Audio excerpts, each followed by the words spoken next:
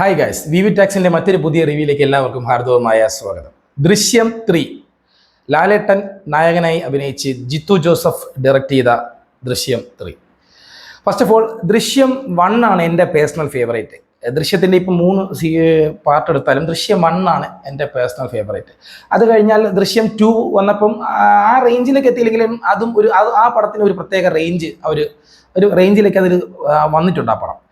അത് കഴിഞ്ഞിട്ട് പിന്നെ ഇനി ഈ പടം 3 വരാൻ പോകുന്നു അറിഞ്ഞപ്പം ഇനി ഇതിലൊക്കെ വലിച്ചു നീട്ടി ഇനി എന്താണ് കാണിക്കാനുള്ളത്? ജോർജ് കുട്ടി എന്ന് പറയുന്ന ഒരു കഥാപാത്രത്തിനെ അങ്ങ് പിഴിഞ്ഞ് അങ്ങനെ ദ്രോഹിച്ച് ഇനി ഇതിൽ കൂടുതൽ എന്ത് ഇതാണ് അവർക്ക് കാണിക്കാനുള്ളതെന്ന് ചിന്തിച്ചു. ഇനിയൊക്കെ ഒരു 3 കൊണ്ടുവരണമെന്ന് ചിന്തിച്ചു. അങ്ങനെയാണ് 3, ആ ഒരു മൈൻഡ് സെറ്റിലാണ് 3 കാണാൻ പോകുന്നത് തന്നെ. പക്ഷേ ഫസ്റ്റ് ഹാഫ് തുടങ്ങി അതിങ്ങനെ കണ്ടുകൊണ്ടിരുന്നപ്പോഴും പടത്തിലൊരു സീരിയൽ റേഞ്ചിലേക്കാണല്ലോ പുള്ളി കൊണ്ടുപോകുന്നത് എന്നൊക്കെ തോന്നി. എന്തായാലും പുള്ളി ഇനി ഇതിൽ കൂടുതൽ എന്ത് കാണിക്കും? ഇങ്ങനെ പോയി ഓരോ എലമെൻ്റായിട്ട് പോയിട്ട് ഇൻ്റർവെൽ എത്തുന്നവരെയും അങ്ങനെയൊക്കെ തന്നെയാണ് ഫീൽ ചെയ്തത്. സത്യം പറഞ്ഞാൽ ഇൻ്റർവെൽ എത്തുന്നവരെയും ഇൻ്റർവെൽ ആയപ്പോഴും ഇനി ഇതിൽ എന്താണ് ഇനി എന്താണ് ഇനി ഉദ്ദേശിക്കുന്നത്? ഇതൊക്കെ വേണ്ടേ? നമുക്കൊരു ഭയങ്കര രസം തോന്നുന്നില്ല. പക്ഷെ സെക്കൻഡ് ഹാഫിലേക്ക് വന്നപ്പോഴാണ് മനസ്സിലായത് പുള്ളിയുടെ ആ നരേഷൻ്റെ രീതി. ആ ഫസ്റ്റ് ഹാഫ് അതങ്ങനെ കൊണ്ടുവന്നാലും സെക്കൻഡ് ഹാഫിലേക്ക് നമുക്ക് പിന്നെ കണക്റ്റ് ആവുള്ളൂ. സെക്കൻഡ് ഹാഫിലേക്ക് വന്നപ്പോൾ പടം പോയൊരു ഒഴുക്ക് എടുത്തു പറയേണ്ടത് ലാലേട്ടൻ അങ്ങേരെ 1 മാൻ ഷോ തന്നെയായിരുന്നു. പറയാതിരിക്കാൻ വയ്യ. അത് നീ അങ്ങേരെ എങ്ങനെ പറഞ്ഞ് ഫലിപ്പിക്കണമെന്ന് എനിക്കറിയില്ല. ആ സ്ക്രീനിൽ അങ്ങേരെ കാണുമ്പോൾ അങ്ങേരുടെ എക്സ്പ്രഷൻസ് ആയാലും എന്ത് പറഞ്ഞ അത് പുള്ളിയെക്കുറിച്ച് നമുക്ക് വർണ്ണിക്കാൻ പറ്റുന്നതാണ്. അസാധ്യ പ്രകടനം. പിന്നെ നമുക്ക് ലാലേട്ടനെ കാണാനേ കഴിയില്ല. ജോർജ് കുട്ടി ആ 3 പാർട്ടിലും ജോർജ് കുട്ടി, എല്ലാവരും മീനയായാലും ഹൻസിബ, എസ്തർ, എല്ലാവരും അവരുടേതായ ക്യാരക്ടറുകളെല്ലാം ജനങ്ങളിലേക്ക് കണക്റ്റായി കഴിഞ്ഞു. ജസ്റ്റ് അവർ വന്ന് അടുത്ത പാർട്ട് അവർക്ക് കാണിച്ചാൽ മതി. ഇനി പ്രത്യേകിച്ച് പുതിയതായിട്ട് ആരും കൊണ്ടുവന്നിട്ടുമില്ല പടത്തിൽ. പുതിയ കഥാപാത്രങ്ങൾ അങ്ങനെയൊന്നുമില്ല. ദൃശ്യം 1 and 2 കഥാപാത്രങ്ങൾ തന്നെയാണ് ഇതിലും കണ്ടത്. എടുത്ത് പറയത്തക്ക പ്രകടനങ്ങൾ എന്ന് പറയുമ്പോൾ എനിക്ക് ഫസ്റ്റ് ലാലേട്ടൻ അത് പുള്ളിയെ മാറ്റി നിർത്തിയിട്ട് ബാക്കിയുള്ള പറയുന്നെങ്കിൽ എനിക്കിതിൽ ഏറ്റവും ഇഷ്ടപ്പെട്ടത് മുരളി ഗോപി.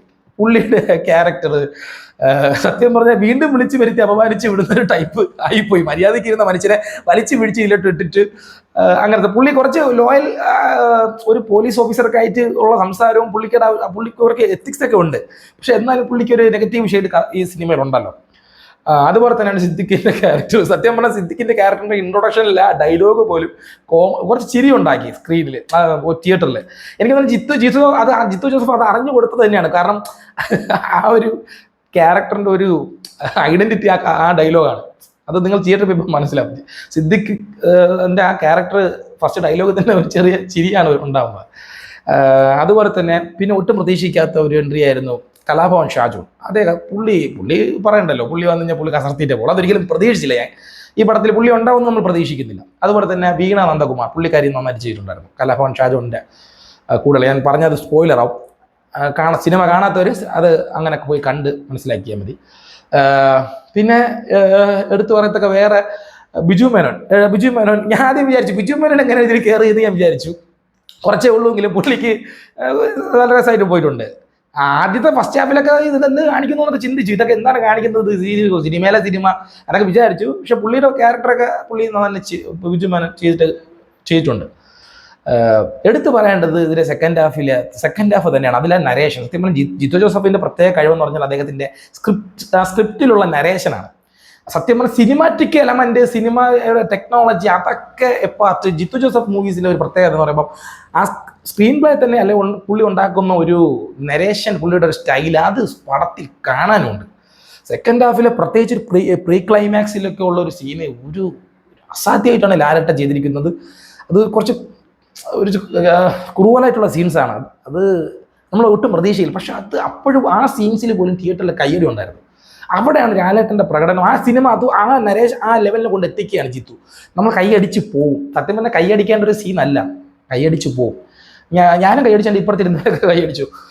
പിന്നെ എൻ്റെ ഇപ്പുറത്തൊരു പുള്ളിക്കാരൻ ഈ തിയേറ്ററുകളിൽ എനിക്ക് കുറച്ച് അരോചകമായി തോന്നിയിട്ടുള്ളവരാണ്. ഈ ചുമ്മാ വന്നിരുന്ന് ഏത് സീൻ കണ്ടാലും എന്ന് പറഞ്ഞിട്ട് ചുമ്മാ കിടന്ന് അലർന്ന് കുറേ പേരുണ്ട്. സത്യം പറഞ്ഞാൽ എൻ്റെ ഈ തൊട്ടടുത്ത് ഇന്ന് ഒരുത്ത ഇരുന്ന് ഭയങ്കര അലർച്ചയായിരുന്നു.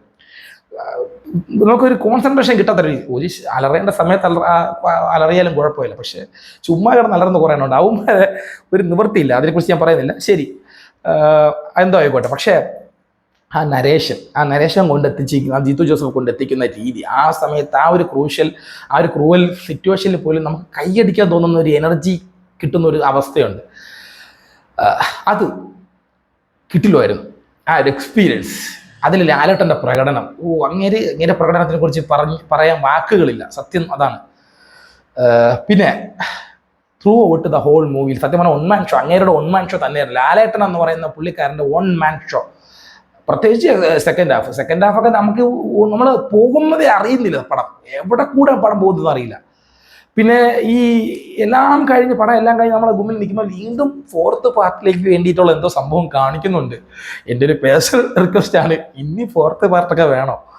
ഒരു കഥാപാത്രത്തിന് എത്രയെന്ന് പറഞ്ഞാണ് നമുക്ക് തന്നെ കണ്ടിരിക്കാൻ അതായത് ഒരാളെ ഇതിൽ കൂടുതൽ എങ്ങനെയാണ് ഇനി ദ്രോഹിക്കാൻ പറ്റുന്നത്? അത് മുരളി ഗോപിയുടെ ഡയലോഗിൽ പോലുണ്ട്. മുരളി ഗോപിക്ക് മതിയായി, മുരളി ഗോപിയുടെ കഥാപാത്രത്തിനൊക്കെ മതിയായി. ഇനി നിങ്ങൾ എന്തിനാണ് ഈ റിവഞ്ചുമായിട്ട് പോകുന്നത് എന്നുള്ള രീതിയിലുള്ള ഇതാണ് മുരളി ഗോപിയുടെ കഥാപാത്രം. സോ അതുപോലെ പറയണം. അപ്പം ഇനി 4th പാർട്ടൊക്കെ വേണോ എന്നുള്ള രീതിയാണ്.